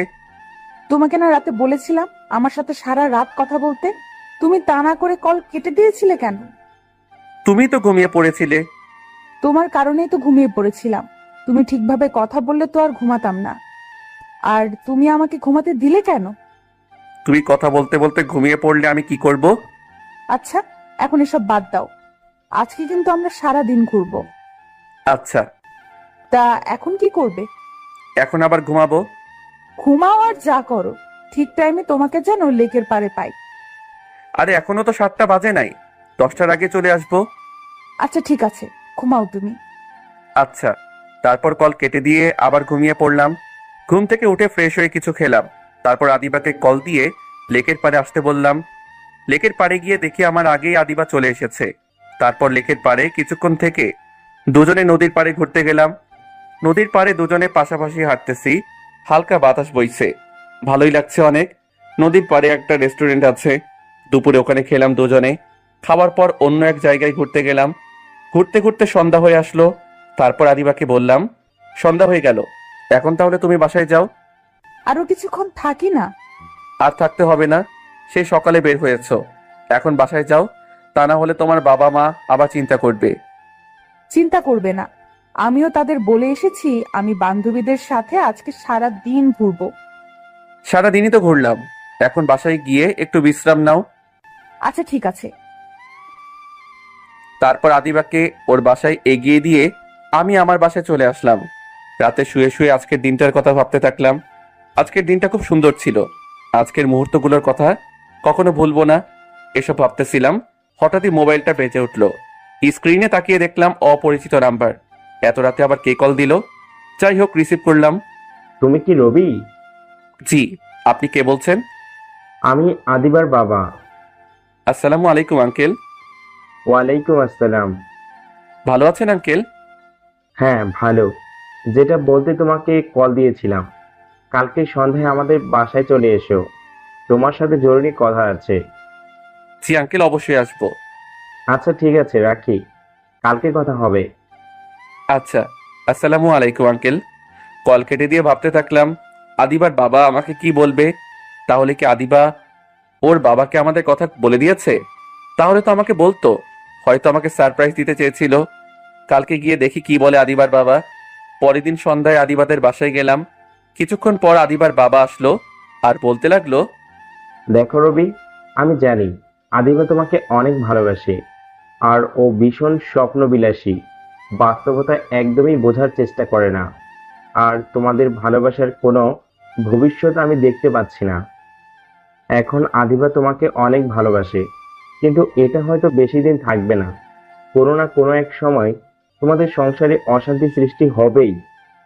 আর আমি আমার মেয়ের ভবিষ্যৎ অনিশ্চয়তার মুখে ফেলে দিতে পারবো না। আর আমি জানি না তুমি কতদিন বেকার থাকবে, আশা করি খুব তাড়াতাড়ি চাকরি পাবে। তাই বলে আমি নিজের মেয়ের জীবন ঝুঁকিতে ফেলতে পারবো না। আমি যা বলছি আশা করি তুমি বুঝতে পারছো। আর আমি এই কথা আদিবাকেও বলতে পারতাম, কিন্তু ওকে কখনো বোঝাতে পারতাম না। তুমি যদি সত্যি আদিবার ভালো চাও, তাহলে তুমি ওর জীবন থেকে সরে যাবে। আর তুমি যদি চাও আদিবার ভবিষ্যৎ অনিশ্চয়তার মুখে থাকো, তাহলে ওকে বিয়ে করতে পারো, কিন্তু তাতে আমি খুশি হব না। আঙ্কেল, আমি কখনোই চাইবো না যাতে আদিবা কষ্ট পাক বা ওর ভবিষ্যৎ অনিশ্চিত থাকুক। আমি সবসময় চেয়ে এসেছি ও ভালো থাকুক, আর সামনেও এটাই চাইবো। আপনি চিন্তা করবেন না, আদিবা যাতে ভালো থাকে আমি সেই ব্যবস্থাই করব। তারপর আদিবাদের বাসা থেকে চলে আসলাম। কথাগুলো বলতে যে কি কষ্ট হয়েছে তা কাউকে বলে বোঝাতে পারবো না। ছেলেদের কষ্ট ঢোকানোর একটা শক্তি থাকে, তাই তো ছেলেরা স্বার্থপর হয়ে বেঁচে থাকে। এই ভয়টাই সবসময় পেয়েছি, আর আজকে সেটাই হলো। জানি না কিভাবে আদিবার থেকে দূরে যাব। ওর সামনে তো কোনো মিথ্যা কথা বলতে পারবো না। আমার চোখের দিকে তাকাতেই মেয়েটা সব বুঝে যায়। রাস্তা দিয়ে হাঁটছি আর এগুলো ভাবছি, আর চোখ দিয়ে পানি পড়ছে। হয়তো আমার সাথে থাকলে সুখী হতে পারবে না, তাই ওর সুখের জন্য আমাকে এটা করতেই হবে। হঠাৎ করেই ইমরান কল দিল।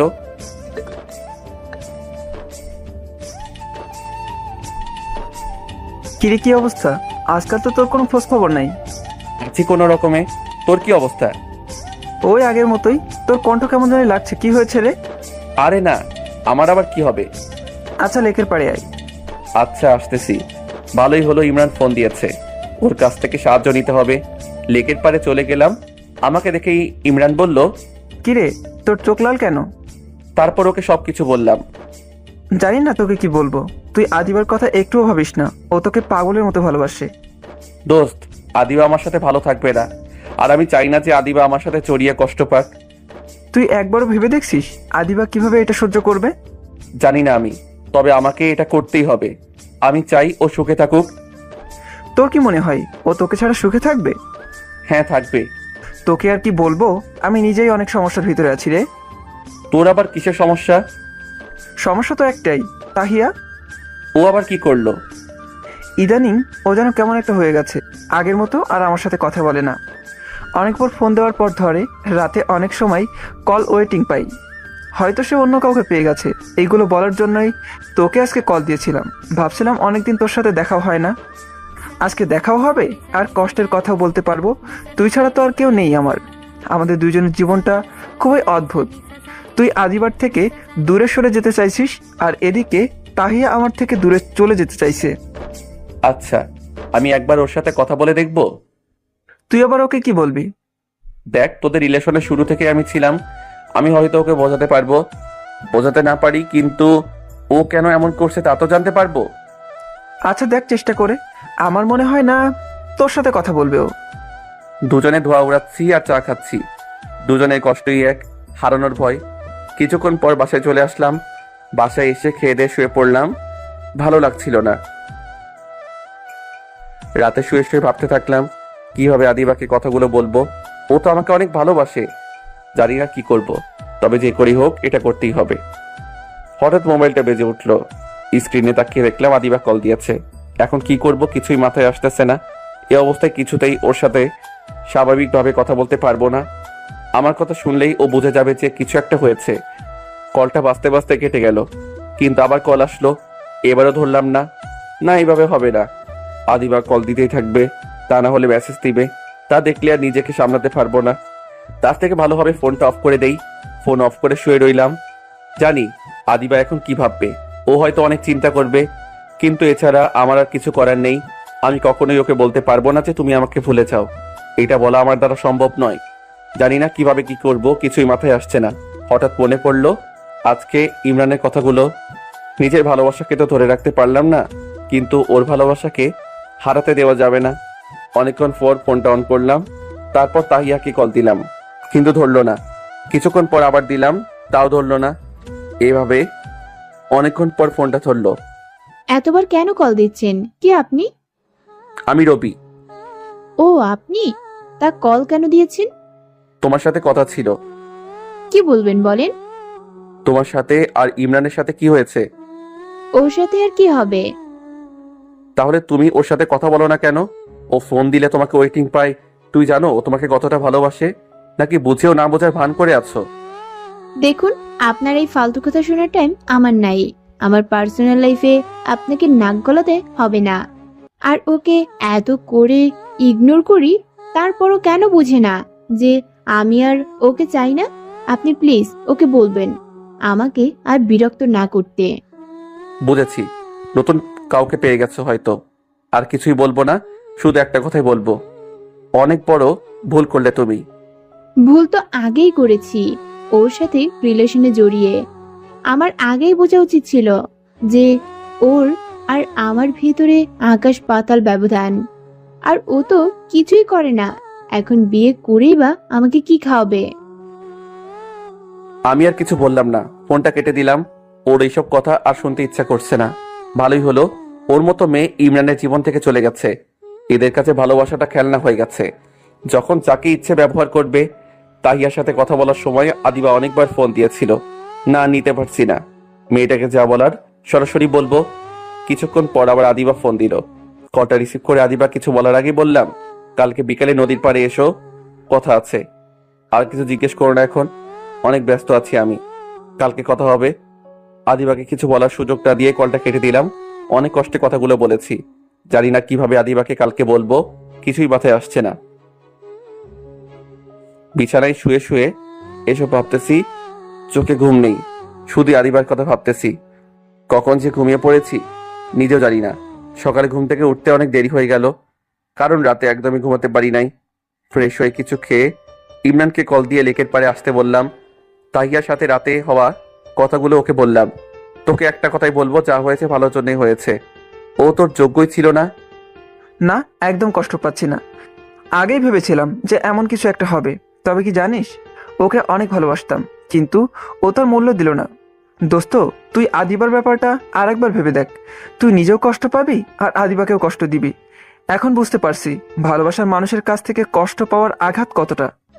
এছাড়া যে আর কোনো উপায় নেই। আদিবার বাবা কখনোই আমাদের রিলেশন মেনে নিবে না। হয়তো আমি চাইলে আদিবা আমার সাথে পালিয়ে বিয়ে করতেও রাজি হবে, কিন্তু অন্যকে কষ্ট দিয়ে আমরা কখনোই সুখী হতে পারবো না। আদিবার বাবা নিশ্চয়ই আদিবাকে অনেক ভালোবাসে। 4 বছরের ভালোবাসা থেকে 20 বছরের ভালোবাসার মূল্য অনেক, তাই ওনাকে কষ্ট দিতে পারবো না। আর আমি পালিয়ে গেলে আমার ফ্যামিলির কি হবে ভেবে দেখেছিস? এতগুলো লোক কষ্ট পাওয়ার থেকে আমি একাই কষ্ট পাই, তাই ভালো হবে। আর আদিবার কি হবে? আশা করি একটা সময় পর ও ঠিকই সব ভুলে যাবে, আর আমাকে খারাপ ভাববে যে আমি ওকে ঠকিয়েছি। আচ্ছা বাদ দে এসব, ভালো লাগছে না। বাসায় যাই আমি, তুইও যা। বাসায় এসে ফ্রেশ হয়ে না খেয়ে শুয়ে পড়লাম। বিকেলে ঘুম থেকে উঠে নদীর পাড়ে গেলাম। এই প্রথম আমি আদিবার আগে এসেছি।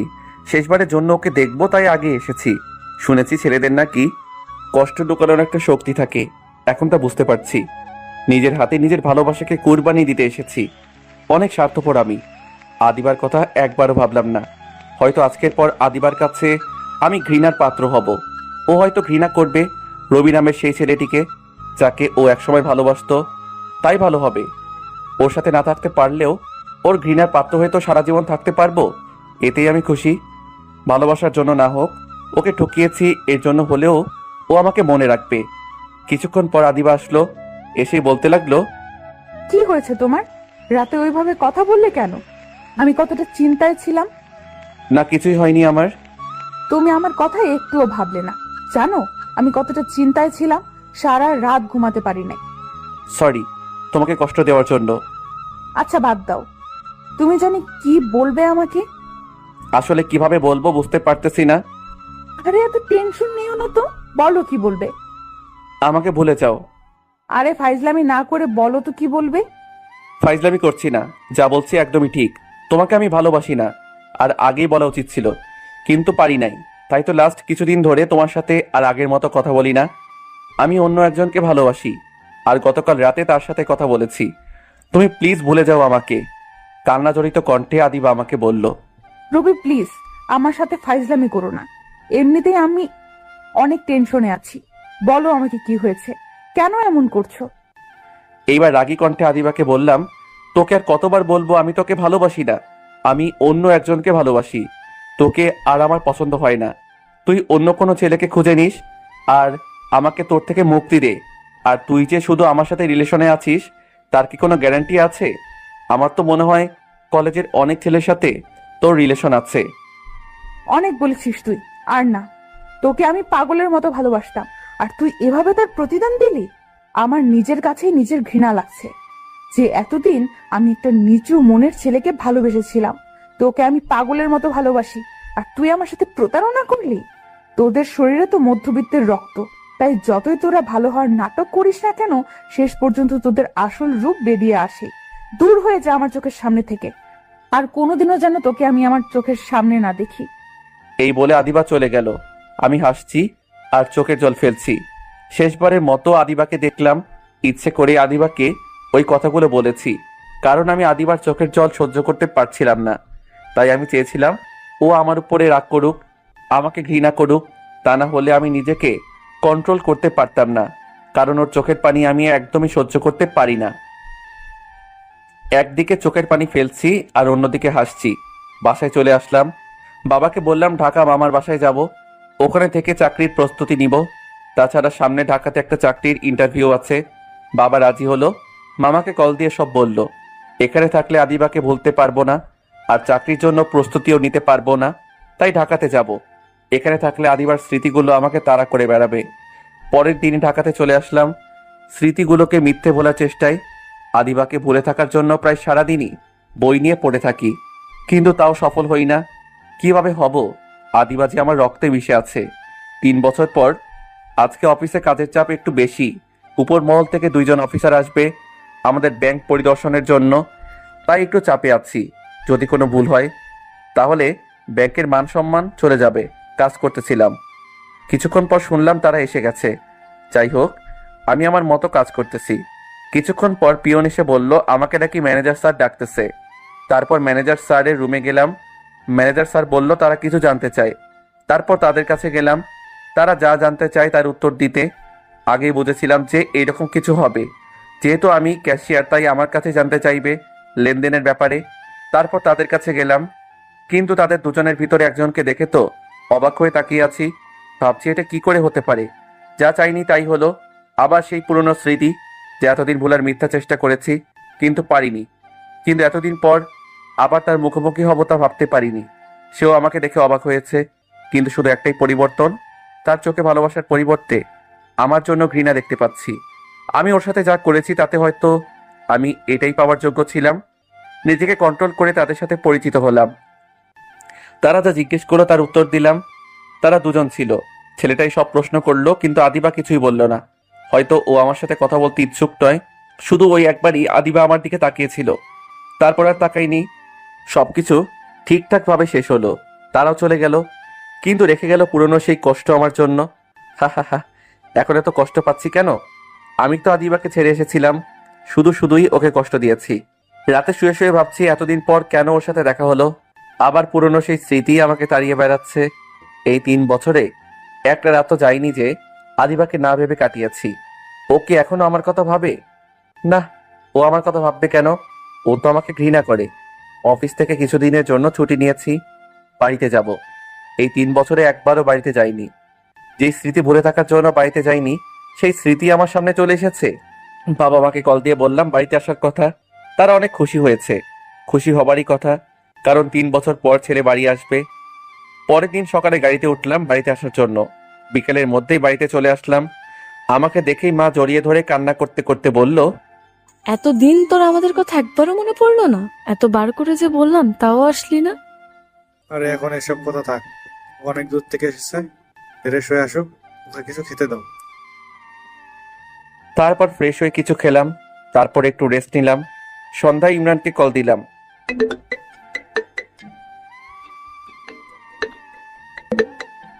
কিরে, কোথায় তুই? এই তো এখন অফিস থেকে বের হব। তুই? আমি তো বাড়িতে। বাড়িতে মানে? আরে আমাদের বাড়িতে, আজকে সকালে গাড়িতে এসেছি। শালা, তুই বাড়িতে এসেছিস আর আমাকে বলিস নাই? লেকের পাড়ে চলে আয় এখনই। আচ্ছা, আসছি। তারপর রেডি হয়ে লেকের পাড়ে গেলাম। আমাকে দেখেই ইমরান জড়িয়ে ধরলো। কতদিন পর দেখলাম তোকে। তা দিনকাল কেমন চলছে? ভালোই। তোর? আমারও ভালোই। অনেকদিন চা সিগারেট খায় না একসাথে। চা খাচ্ছি আর ধোয়া উড়াচ্ছি। মনে হলো সেই 3 বছর আগে চলে গেছি। আদিবার সাথে দেখা হয়েছিল গতকালকে ঢাকাতে। কি বলিস? কিভাবে? তারপর ওকে সবকিছু বললাম। কি বলিস? আদিবা তোর সাথে কথা বললো না? কেন বলবে? ও তো আমাকে ঘৃণা করে। ওর সাথে যা করেছি তাতে এটাই হওয়ার কথা। তা তোর মেয়ে কেমন আছে? আছে ভালোই।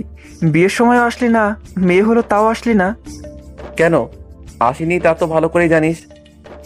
তা তুই বিয়ে করবি কবে? করব না। মানে? একটা মেয়েকে ঠকিয়ে কিভাবে আর একটা মেয়েকে সুখী রাখবো, এসব বিয়ের চিন্তা মাথা থেকে অনেক আগে ঝেড়ে ফেলেছি। আচ্ছা, আদিবার খবর কিছু জানিস? ওর হাজবেন্ড কি করে? আমি ওর ব্যাপারে কিছু জানি না, হয়তো বিয়ে করেনি, আমি শিওর না। আরো কিছুক্ষণ আড্ডা দিয়ে বাসায় চলে আসলাম। বাবা মা আর বোনের জন্য কিছু কেনাকাটা করেছি, সেগুলো তাদের দিলাম। তারপর সবাই মিলে কিছুক্ষণ আড্ডা দিলাম। আড্ডার পর সবাই একসাথে খেতে বসলাম। খেয়ে দিয়ে বিছানায় এসে শুয়ে পড়লাম। পরদিন পার্কে বসে আছি আর 3 বছর আগের কথাগুলো ভাবতেছি। কত স্মৃতি এখানের। ভাগ্য সহায় হলে হয়তো আজকে এখানে আদিবা আমার পাশে বসে থাকতো। আচ্ছা, ওর কি এখনো আমার কথা মনে পড়ে, নাকি বিয়ে হয়ে গেছে ওর? ওর স্মৃতি নিয়ে সারা জীবন কাটিয়ে দিব।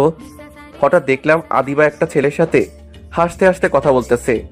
আমি তো আদিবাকে দেখে অবাক হয়ে গেছি, কারণ ওর তো ঢাকায় থাকার কথা। এখানে কি করছে? তাহলে কি ও আমার মতো ছুটি নিয়ে এসেছে? যার থেকে দূরে যাওয়ার চেষ্টা করি সেই আমার কাছে চলে আসে। ছেলেটার সাথে ওকে দেখে মনে হলো কিছু একটা হারিয়ে যাচ্ছে। হারিয়ে তো ফেলেছি 3 বছর আগেই, নতুন করে আর কিছু হারানোর নেই। তারপরও ছেলেটার সাথে আদিবাকে ওইভাবে দেখে খারাপ লাগছে। আদিবাও আমাকে দেখেছে, কিন্তু একবারই তাকিয়েছিল, তারপর আর তাকাইনি। কেনই বা তাকাবে? ও তো আমাকে ঘৃণা করে। অন্য এক জায়গায় গিয়ে বসলাম। ওখানে আদিবাকে ওই ছেলেটার সাথে দেখে একদমই সহ্য হচ্ছিল না, তাই চলে এসেছি। ওই ছেলেটা হয়তো ওর হাজবেন্ড হবে, না হলে বয়ফ্রেন্ড। না, এখানে আর ভালো লাগছে না, যাই লেকের পাড়ে গিয়ে বসি। লেকের পাড়ে গিয়ে সিগারেট খাচ্ছি আর ভাবছি দুনিয়াটা বড়ই অদ্ভুত। কখন কার সাথে কি ঘটে তা কেউ বলতে পারে না। এখানে যেখানে আদিবার পাশে আমার থাকার কথা, সেখানে আজ অন্য কেউ। জানি না আদিবার সাথে কেন দেখা হলো, না নিতে পারছি না। বাসায় চলে আসলাম। বাসায় এসে না খেয়ে শুয়ে পড়লাম, কিন্তু কিছুতেই ঘুম আসছে না। মনে হচ্ছে আদিবাকে গিয়ে জড়িয়ে ধরে বলি, আদিবা, আমি তোমাকে অনেক ভালোবাসি। এসব ভাবতে ভাবতে কখন যে ঘুমিয়ে পড়েছি নিজেও জানি না। ঢাকাতে রবিকে দেখে অনেক অবাক হয়েছিলাম, ভাবিনি ওর সাথে দেখা হবে আবার, কারণ আমি ওর মতো প্রতারকের মুখ দেখতে চাই না। কিন্তু আজকে আবার দেখতে হলো। ওকে দেখেই মাথাটা গরম হয়ে গেল। সাব্বিরের সাথে আমার পারিবারিক ভাবেই বিয়ে ঠিক হয়ে আছে। ছেলেটা অনেক ভালো, রবির ব্যাপারেও সবকিছু জানে। ওর সাথে কথা বলে মনটা ভালো হয়ে যায়। কিছুদিনের মধ্যে বিয়েটা হয়ে যাবে, বিয়ের জন্যই ছুটি নিয়ে আসা। একটু পর সাব্বির কল দিল। সাব্বিরের সাথে কথা বলে ঘুমিয়ে পড়লাম। সকালে ঘুম থেকে উঠে ফ্রেশ হয়ে কিছু খেলাম, তারপর মিমের সাথে শপিং এ গেলাম। দুপুরে সাব্বিরের সাথে একটা রেস্টুরেন্টে লাঞ্চ করব। শপিং করে বাসায় চলে আসলাম, ফ্রেশ হলাম। একটু পর সাব্বির কল দিল, তারপর রেডি হয়ে রেস্টুরেন্টে গেলাম। দুজনে কথা বলছি। রবিকে বলেছিলাম ওর সাথে অনেকদিন হলো লাঞ্চ করি না, আজকে একসাথে লাঞ্চ করব, কিন্তু ও আসেনি। রেস্টুরেন্টে এসেছি অর্ডার করব, এমন সময় একজনকে দেখে চমকে উঠলাম। আদিবাকে দেখলাম অনেক বছর পর। ও একটা ছেলের হাত ধরে হেসে হেসে কথা বলছে। তারপর আমি ওদের কাছে গেলাম। কেমন আছো আদিবা? আপনি কে? আপনাকে তো চিনলাম না। কি বলো? আমি তো এর আগেও তোমার সাথে কথা বলেছি। আমি ইমরান, রবির বয়ফ্রেন্ড। সরি, আমি কোনো রবিকে চিনি না, আর আপনাকেও না। কি বলো? এবার রাগী কণ্ঠে বললাম, কতবার বলবো আপনাকে, আমি ওই প্রতারক রবিকে চিনি না। আপনি এখান থেকে চলে যান। শান্ত হও আদিবা, আমরা রেস্টুরেন্টে আছি। তুমি জানো রবি তোমাকে কতটা ভালোবাসে? ওই প্রতারকের কথা আমার কাছে বলার সাহস আপনাকে কে দিয়েছে? ও একটা খারাপ ছেলে। ও আমার সাথে কি করেছে তা হয়তো আপনার অজানা নয়। তারপরও কি করে বলতে পারেন ও আমাকে ভালোবাসে? ওর মতো ছেলের চরিত্রই এমন। চুপ করো, আর একটা কথাও বলবে না তুমি রবির সম্পর্কে। কি জানো তুমি ওর সম্পর্কে? কিছুই না। ওর মতো করে কেউ তোমাকে কখনো ভালোবাসতে পারবে না। একটা ছেলে কতটা ভালোবাসলে তার ভালোবাসাকে কোরবানি দিতে পারে তা আমার জানা নেই। তোমার মনে একবারও প্রশ্ন জাগেনি যে ছেলেটা তোমাকে পাগলের মতো ভালোবাসে, সে কি করে হঠাৎ ব্রেকআপের কথা বলতে পারে? আপনার কথা আমি কিছুই বুঝতে পারছি না। তোমার জন্মদিনের দিন রাতে রবির কাছে একটা কল আসে, আর কলটা তোমার বাবাই দিয়েছিল। তিনি রবিকে বলেছিল ওর সাথে কথা বলতে চাই। তাই পরের দিন সন্ধ্যায় রবিকে তোমাদের বাসায় আসতে বলে। রবি ভেবেছিল তুমি হয়তো তোমাদের সম্পর্কের কথা তোমার বাবাকে বলে দিয়েছিলে। রবিকে না বলে সারপ্রাইজ দিতে চেয়েছিল ওকে। কিন্তু পরের দিন তোমার বাবার সাথে দেখা করার পর তিনি রবিকে যা বলেছিল তার জন্য রবি একদম প্রস্তুত ছিল না। রবির কাছে 2টি অপশন ছিল, হয় তোমার থেকে দূরে সরে যাওয়া, না হয় তোমাকে নিয়ে পালিয়ে যাওয়া। কিন্তু তাতে তোমার বাবা খুশি থাকতো না। তাতে তোমাদের সাথে তোমার বাবা মায়ের সম্পর্ক সারা জীবনের জন্য শেষ হতো। হয়তো সেই রকম হলে তুমিও সুখী থাকতে না রবির সাথে। তাছাড়া ও তো বেকার, তাহলে কেন তোমার জীবনটা নষ্ট করবে? তুমি হয়তো অনেক ভালো ছেলে ডিজার্ভ করো। রবির মতো বেকার নও। ওর কাছে তোমার বাবার 20 বছরের ভালোবাসার মূল্য অনেক বেশি ছিল। রবি আমাকে বলেছিল আমি 4 বছর ধরে আদিবাকে ভালোবেসে আদিবাকে ছাড়া কিছু কল্পনা করতে পারি না। আর যে 20 বছর ধরে ওকে ভালোবাসছে, তাহলে তার কি অবস্থা হবে? তার থেকে বরং আমি ওর থেকে দূরে চলে যাই। কিন্তু রবি এটা ভেবে পাচ্ছিল না যে কি করে তোমাকে বলবে। আর ওই দিন তোমার চোখের পানি দেখে ও একদম সহ্য করতে পারেনি, তাই তোমাকে ওই কথা বলেছিল যাতে তুমি রবির উপর রাগ করো, ওকে ঘৃণা করো। তার পরের দিন ও ঢাকা চলে যায়। 3 বছর পর এখন বাড়িতে আসলো। অবশ্য আসার কারণটাও তুমি, কারণ ঢাকাতে তোমাকে দেখে ও নিজেকে সামলাতে পারেনি। ও তোমাকে এই 3 বছরে একদম ভুলতে পারেনি। 3 বছর কেন, ও তোমাকে 300 বছর হলেও ভুলতে পারবে না। আমি জানি না একটা মানুষ এতটা ভালো কিভাবে বাসতে পারে। এই কথাগুলো তোমাকে বলতে ও নিষেধ করেছিল, কিন্তু রবির সম্পর্কে তুমি যা বললে তারপর আর না বলে পারলাম না। সরি তোমাকে বিরক্ত করার জন্য। চেয়ারে বসে পড়লাম কথাগুলো শোনার পর। একদম নির্বাক হয়ে গেছি, চোখ দিয়ে পানি পড়তেছে। মনে হচ্ছে এখনই রবির কাছে চলে যাই, ওকে জড়িয়ে ধরে বলি তোমার পাগড়িটা তোমাকে অনেক ভালোবাসে। আমি জানি আদিবা তুমি এখন কি বলবে। রবি তোমার জন্য পারফেক্ট। ওর মতো তোমাকে কেউ ভালোবাসতে পারবে না। আর কিছু বললাম না, কান্না করতে করতে রেস্টুরেন্ট থেকে বেরিয়ে আসলাম। বাসায় এসে বাবাকে বললাম, তুমি এমনটা কি করে করতে পারলে বাবা? আমার সুখের কথা একবারও ভাবলে না? তোমার জন্য রবি আমার থেকে দূরে চলে গেছে, কিন্তু একটা কথা কি জানো, ও চাইলে আমাকে নিয়ে পালিয়ে যেতে পারতো, কিন্তু ও তা করেনি। কারণ ওর কাছে ওর 4 বছরের ভালোবাসার থেকে তোমার 20 বছরের ভালোবাসার মূল্য বেশি মনে হয়েছে। আমাকে মাফ করে দিস মা। আমি তোর ভবিষ্যতের কথা ভেবেছিলাম। আমি মনে করেছিলাম ও বেকার, ওর সাথে তুই সুখে থাকতে পারবি না। কিন্তু এখন মনে হচ্ছে ও তোকে সত্যি অনেক ভালোবাসে। কাঁদতে কাঁদতে বাবাকে জড়িয়ে ধরে বললাম, আমি ওর সাথেই সুখী থাকবো বাবা। বিকেলে নদীর পাড়ে এসে বসে আছি। আসতে চাইছিলাম না, কিন্তু না এসেও থাকতে পারলাম না। কত স্মৃতি এখানের। আদিবাকে না পাই, ওর স্মৃতি নিয়ে সারা জীবন কাটিয়ে দিতে চাই। ওর স্মৃতিগুলোই আমাকে এখানে টেনে আনে। নদীর পাড়ে হাঁটছি আর এগুলো ভাবছি। হঠাৎ কাঁধে কারো হাতের স্পর্শ পেলাম। পিছনে তাকিয়ে চমকে গেলাম। আমি কি কল্পনা করছি? না, এটা সত্যি হতে পারে না। আদিবা কি করে আমার কাছে আসবে? এটা তো কেবল কল্পনাই হতে পারে। কিন্তু এ কি? আদিবা কাঁদছে কেন? কিছু বুঝে ধরার আগেই আদিবা জড়িয়ে ধরলো। না, এটা কল্পনা নয়, বাস্তবিক। কাঁদতে কাঁদতে আমার শার্ট ভিজিয়ে ফেললো। জড়িয়ে ধরবে না আমাকে? না মানে? তুমি এমন কেন? এত ভালোবাসো কেন আমাকে? আমি কি এত ভালোবাসা পাওয়ার যোগ্য? সরি আমি। আর যদি কখনো আমার থেকে দূরে চলে যাও, তাহলে তুমি দূরে।